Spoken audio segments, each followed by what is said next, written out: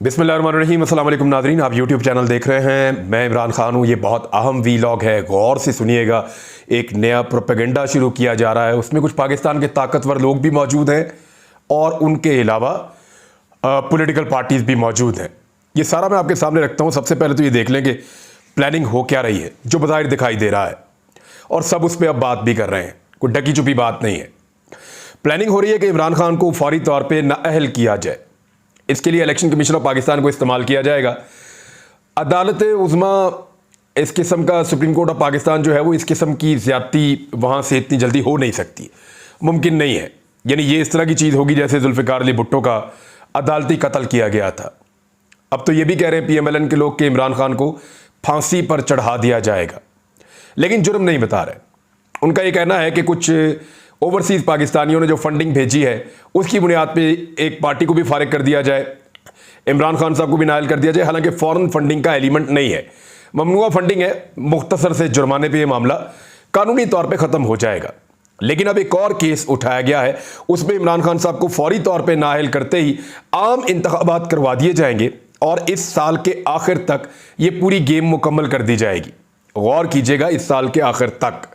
वजह यह है कि कुछ लोग चाहते हैं कि वो टाइम से ये सारी एपिसोड जो है इसको मुकम्मल कर लें।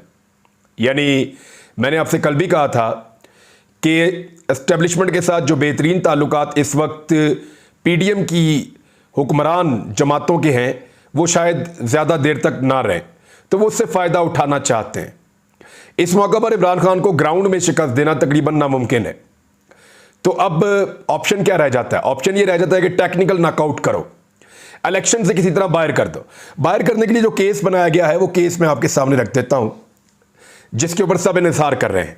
वो ये है कि तोशाखाना के जो तहाइफ की तफसीलात छुपाने के मामले पर स्पीकर कौमी असम्बली राजा परवेज अशरफ ने एक रेफरेंस इलेक्शन कमीशन को भिजवा दिया है।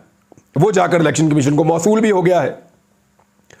उन्होंने कहा कि इमरान खान की नाअहली का रेफरेंस इलेक्शन कमीशन को भिजवा दिया है और ज़राए ने यह बताया है कि रेफरेंस में स्पीकर कौमी असम्बली ने कहा है कि साबिक वज़ीर आज़म इमरान खान ने तोशाखाना से लिए तहाइफ अपने असासों में ज़ाहिर नहीं किए और ना ही उन्होंने तहाइफ भेजने की रकूम की तफसीलात गोशवारों में जमा करवाई हैं। तो इसलिए उन्होंने कहा कि फौरी तौर पर इसकी समाअत की जाए और आइन के आर्टिकल 62(1)(f) के तहत इमरान खान को नाअहल करार दे दिया जाए। उन्होंने अपने असासे छुपाए हैं। इमरान खान साहब ने क्या तोशाखाना से जो तहाइफ लिए या कोई तोहफा लिया उसको अपना असासा बनाया था? बड़ा सवाल ये है।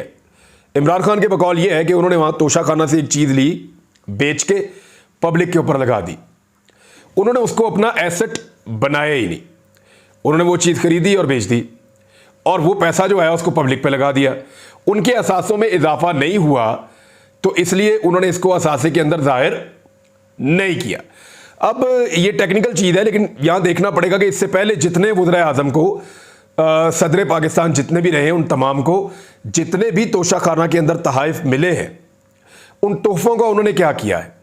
क्या उन्होंने नवाज शरीफ साहब ने, जरदारी साहब ने, गिलानी साहब ने, ख़ुद राजा परवेज़ अशरफ साहब ने और बाकी जो सदूर रहे हैं, ममनून हुसैन ने, बाकी लोगों ने, परवेज़ मुशर्रफ साहब ने, क्या इन तमाम लोगों ने जो तोशाखाना से तहाइफ इनको मिलते रहे उनको डिक्लेयर किया था अपने असासों के अंदर? अगर तो इन सब ने डिक्लेयर किया था तो फिर तो बात ही क्लियर हो जाएगी। लेकिन अगर इन्होंने डिक्लेयर किया होता तो क्यों एक वकील को बार बार इस मामले में केस लड़ना पड़ता कि बताया जाए कि तोशाखाना में आज तक कितने तहाइफ आए और किस किस ने कितने कितने पैसों में लिए? ये वो इंफॉर्मेशन है जो अभी तक हुकूमत वक्त छुपा रही है। तो ये सबके गले में फिट होता है ये मामला, जाके खाली इमरान खान के नहीं होता। तो इमरान खान को नाअहल करवाने की हर कोशिश की जाएगी और फिर कोशिश की जाएगी एक सौदेबाजी के जरिए से नवाज शरीफ की अहलियत वापस लाई जाए। और यह भी मुमकिन है कि सिर्फ मरियम नवाज को अहल करवा दिया जाए, इमरान खान को ग्राउंड से आउट कर दिया जाए और नवाज शरीफ भी सियासत के मैदान से आउट रहे, लेकिन वो अपनी बाहर बैठकर पॉलिटिक्स करते रहें और वो वज़ीर आज़म ना बने। ये भी एक प्लानिंग हो सकती है इमरान खान को रोकने के लिए। अब एक और बहुत ताकतवर लोग हैं जो ये चाहते हैं कि इमरान खान का जो सियासत का किस्सा है वो इस साल के इख्तिताम से पहले पहले उसको इख्तिताम पजीर कर दिया जाए। लेकिन अभी भी लोग कहते हैं इमरान खान को सियासत नहीं आती। हालांकि उन्होंने एक ऐसा सियासी दाव चला है जिससे उसने अपने मुखालिफिन को चित कर दिया है। 9 हलकों से खुद ही इलेक्शन लड़ने का ऐलान कर दिया। अब ये एक नई सूरत है, वो खुद उम्मीदवार है और सबकी नज़रें उनके ऊपर है। फिर दोबारा पॉपुलैरिटी की वेव बनेगी, तो उस वेव में एक लीडर को नाअहल करना ज़रा मुश्किल होगा, ख़ास तौर पे सोशल मीडिया के इस दौर में। अब सोशल मीडिया को कंट्रोल करने के लिए एक बहुत बड़ा जाल बिछाया गया, एक बहुत बड़ी नेटवर्किंग की गई है सोशल मीडिया को कंट्रोल करने के लिए। वो मैं आपको बताने लगा हूं कि गेम हुई क्या है। ये एक कियानी फैमिली है और ये जेलम में रहा करते थे पहले। इनका एक 17-18 साल का बच्चा है जो अपने स्कूल लेवल के ऊपर ही पाकिस्तान तहरीक इंसाफ से वाबस्ता है। यहाँ छोटे छोटे बच्चे हैं अंडर मैट्रिक, वो सारे पाकिस्तान तहरीक इंसाफ के नारे भी लगाते हैं। ऐसे बहुत सारे लोग, ये लाहौर के कंटोनमेंट के अंदर शिफ्ट हो गए, वहाँ कहीं डिफेंस का कोई एरिया है, वहाँ पे ये रहते हैं लाहौर कैंट में, गालिबन वहीं रहते हैं।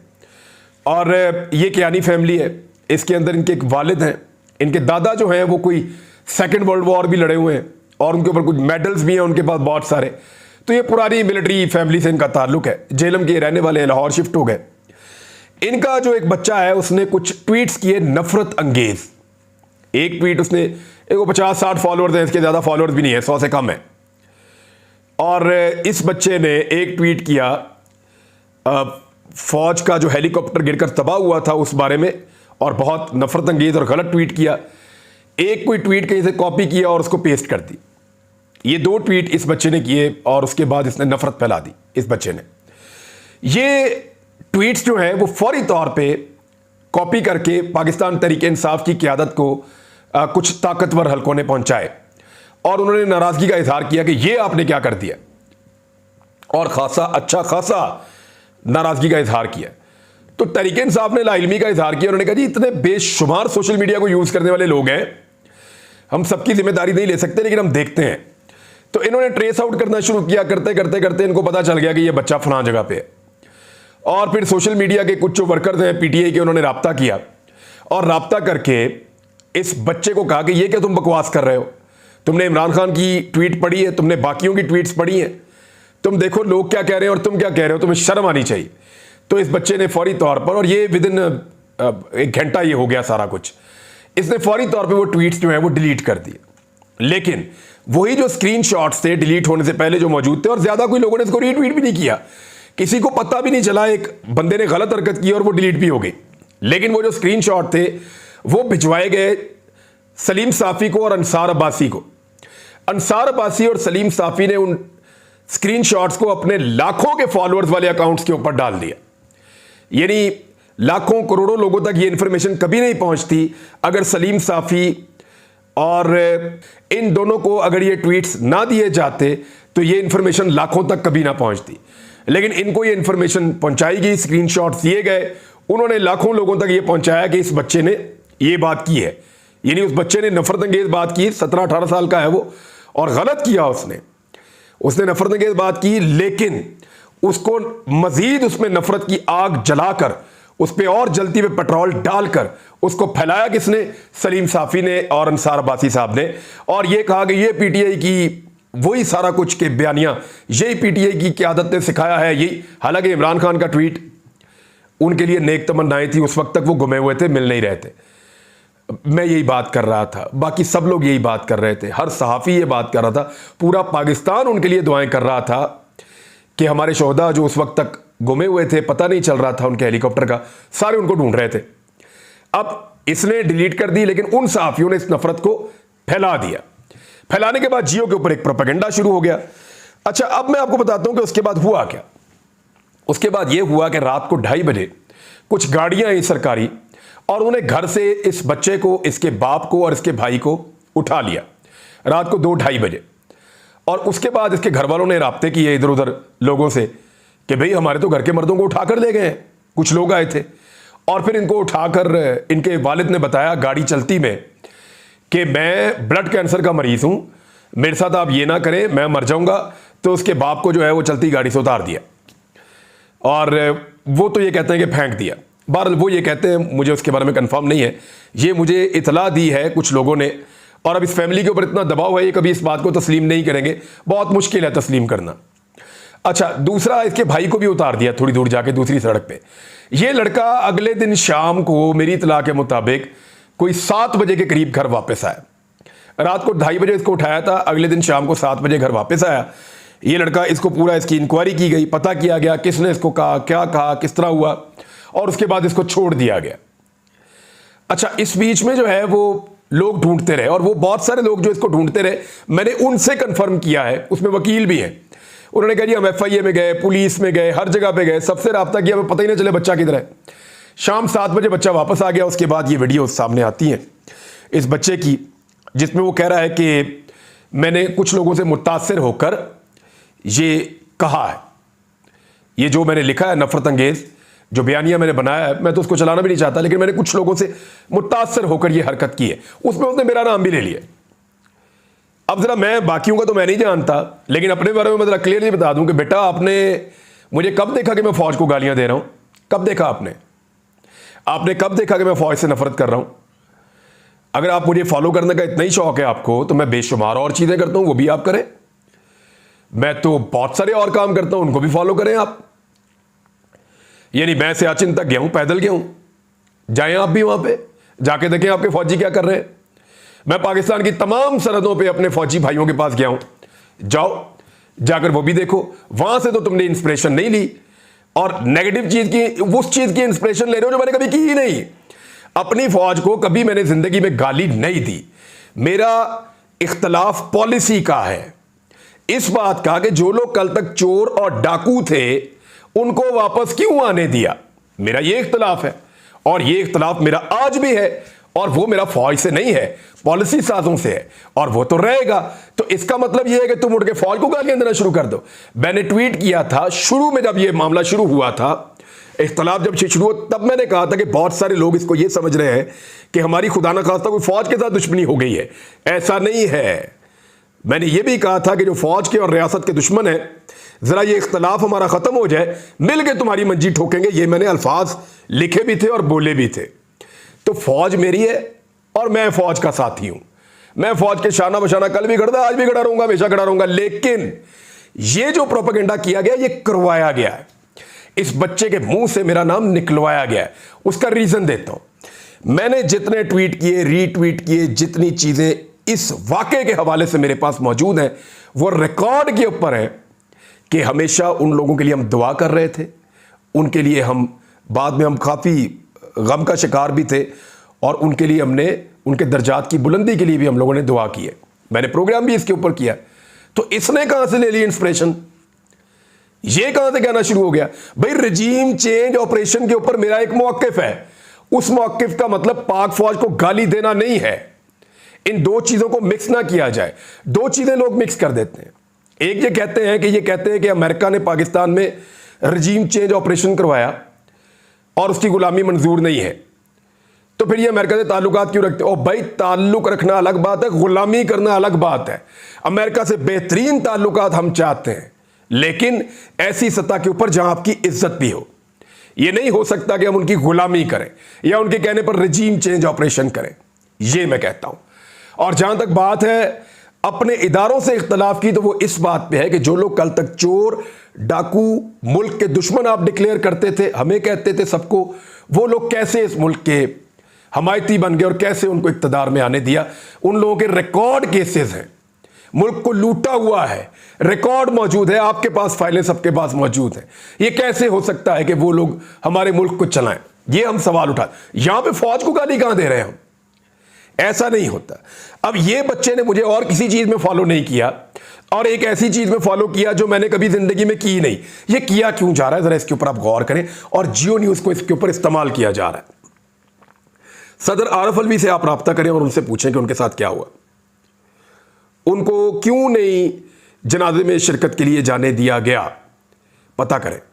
ये एक्चुअली एक माहौल बनाया जा रहा है कि सोशल मीडिया को, और खास तौर पे पाकिस्तान तहरीक इंसाफ का जो सोशल मीडिया है, या एंटी रजीम चेंज ऑपरेशन जो वॉइसेस हैं उनको बंद कर दें।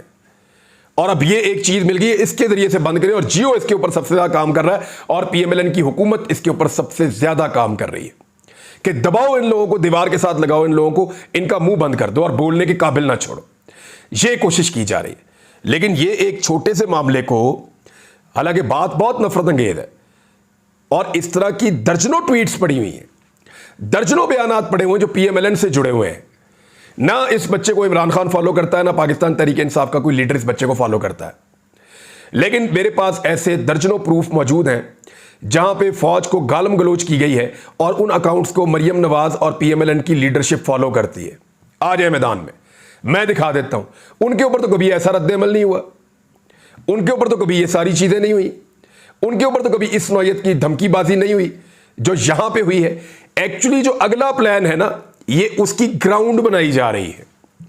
कोशिश ये की जा रही है कि जो आवाजें मौजूद हैं रजीम चेंज ऑपरेशन के खिलाफ, उन आवाजों को बंद कर दिया जाए। और बंद करने के लिए लोगों के जज्बात से खेला जा रहा है। कोशिश की जा रही है कि यह साबित किया जाए कि ये फौज के खिलाफ बात कर रहे हैं या शोहदा के खिलाफ उनकी तौहीन कर रहे हैं। ऐसा नहीं है। उस बच्चे के अमल की सब मजम्मत कर रहे हैं। कोई ऐसा नहीं है पाकिस्तान में जो मजम्मत नहीं कर रहा। और जो लोग ऐसी बात करते हैं वो गलत बात करते हैं। ऐसा नहीं होना चाहिए। और इस बच्चे से जो बयान दिलवाया गया है, मैं फिर कहूंगा कि जो बयान इस बच्चे से दिलवाया गया है वो उससे भी बड़ी ज्यादती पाकिस्तान के साथ की गई है। यानी आप क्या साबित करना चाहते हैं? क्या साबित करना चाहते हैं? क्या पीडीएम बना देंगे आप पाकिस्तान तहरीक इंसाफ को? मरियम नवाज ने तो खड़े होकर नारे लगवा दिए थे कि ये जो दहशतगर्दी है इसके पीछे वर्दी है। उस पर तो इतना गुस्सा नहीं आया था। इमरान खान ने तो ऐसी कोई बात भी नहीं की, उसने तो ऐसी कोई बात भी नहीं की। लोग तो सिर्फ सवाल पूछते हैं, लोग तो जानना चाहते हैं कि भाई पाकिस्तान इन लोगों के हाथों में कैसे गया और ये सारी पॉलिटिकल पार्टीज बगैर किसी एल्फी के कैसे इकट्ठी हो सकती हैं। सवाल ही पैदा नहीं होता कि कभी ये पॉलिटिकल पार्टी, और अब तो सारी चीजें तकरीबन खुली हैं। अभी नहीं होंगी तो आने वाले चंद सालों में यही सियासतदान और यही इदारों के अंदर बैठे हुए लोग ये किताबें लिख लिख कर बताएंगे कि फलां ने फलां को फोन किया, फलां ने फलां को बुला के मुलाकात की, फलां ने फलां से मिलकर ये किया, और ये सारी चीजें खुल जाएंगी आने वाले सालों में। जब ये चीजें खुल जानी है तो मेरे ख्याल में लोगों को उतना धोखा दिया जाए जितना लोग हजम भी कर लें। जब कश्मीर में इलेक्शन हो रहा था तो आपको याद है पीएमएलएन ने कश्मीर को मकबूजा कश्मीर करार दे दिया था, इस पर कब्जा किया हुआ है। याद है आपको? उस पर तो कभी कोई नहीं बोला था। बेशुमार चीजें मैं वायरल करना नहीं चाहता, मैं नहीं चाहता कि मेरे इदारे की तस्हीक हो, लेकिन ये पीएमएलएन ने इससे कई दर्जे आगे बढ़ के उनकी लीडरशिप के अपने अकाउंट्स ने ये किया है। लेकिन वहां पे तो कभी ऐसा गुस्सा नहीं आया। ये एक्चुअली गुस्सा नहीं है, ये एक्चुअली रद्द-ए-अमल नहीं है। एक्चुअली ये क्या है? ये प्लानिंग है जो अगली कार्रवाई डालने जा रहे हैं इमरान खान को नाअहल करने की सूरत में। अब तक इतने, अपना ख्याल रखिएगा, अपने इस चैनल का भी। अल्लाह हाफ़िज़।